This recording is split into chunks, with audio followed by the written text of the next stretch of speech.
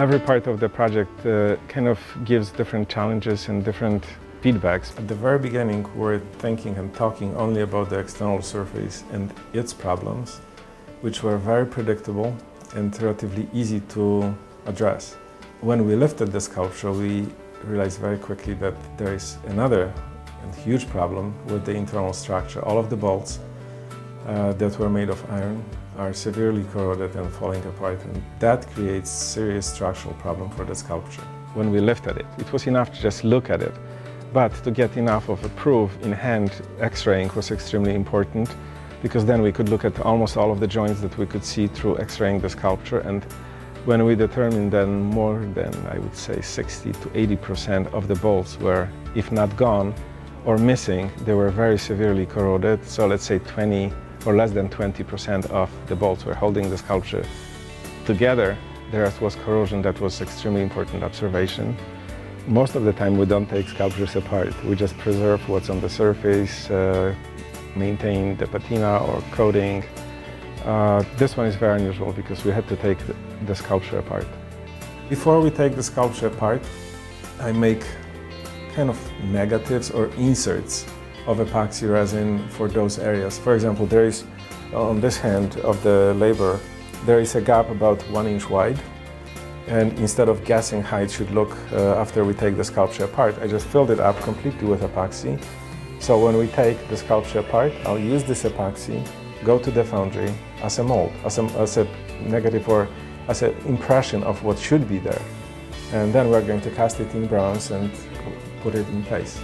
My goal is not to have any gaps, and I would prefer make all of the inserts, cast them in bronze, and then either weld on both sides or weld on one side and make the repair done in such a way that it's attached only to the section of the sculpture that can be taken apart. And then if it has to be done in the future, somebody can take it off. Well, the old bolts, most of them are made of iron. Iron and bronze don't last as a combination because of the galvanic corrosion process. Bronze will corrode iron over decades, to the point that they're going to stop working as bolts. They're going to start failing and not connecting the joints. We're trying to not enlarge the holes that are in the sculpture. We're trying to use the same sizes.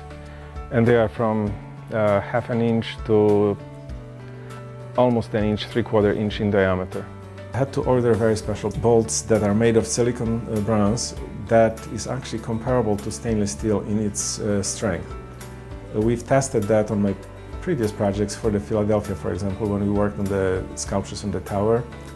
During that project, we replaced 2,846 bolts. Whatever we're going to find on the surface of the bronze in terms of color, we are going to use some of patina to even out the color of the bronze. It will be brown, but I want to show a little bit of metal coming through the patina, not just patinate everything perfectly evenly and then have it look like a brand new sculpture. This sculpture should look a bit worn. It should look taken care of at the end. And I don't want to plan for like very specific color. I just want to keep it in the family of brown. And we will add maybe some patina here and there. I don't want to change this sculpture to look like something that we imagine. I want to keep what's on it, what's going to be uncovered. So it's not exactly something that I can describe at the moment. Pretty much I want to take what the sculpture is going to give us and make it presentable. After looking at the sculptures and just walking around them and spending a lot of time thinking what would be the easiest starting point, it came actually kind of in a natural way that we would start with heads because they were put the last on the sculptures. So you start from the point which was the finishing, now it's the starting point. And then from the top we can go down if we have to. Like in the case of the laborer, we'll have to take that sculpture apart because we can reach only the screws and bolts that are actually, in his case, not that much of a problem to his waist. The problems start at the legs, where he has many bolts, and actually some of them are completely gone. For example, those that connect him to the chair. At the very beginning, I didn't want to take almost anything apart. But first we figured out that if we do not take the heads off, working inside would be a nightmare and would be impossible to reach upper parts of the sculptures. After removing the heads, we found out that learning is a bit tighter than Alma, and that laborer up to the more or less belt is okay to reach, but going lower in his legs we wouldn't be able to get to those bolts at all. So that's why we decided first to remove his head, then his torso, and eventually, because we couldn't get to his legs at all, to attach the scroll that stands behind him, another big part, we had to take the sculpture completely apart.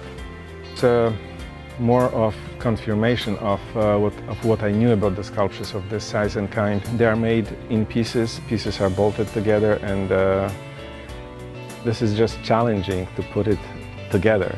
Only from the scientific point of view it would be just mechanical. If you, on the other hand, approach it only from artistic point of view, that would be very naive. This sculpture is extremely important to the university. I've worked on many monuments and sculptures that are important to the places where they are. But this sculpture is quite unique because of the number of students that graduate from your university, and everybody gets this personal attachment to the sculpture.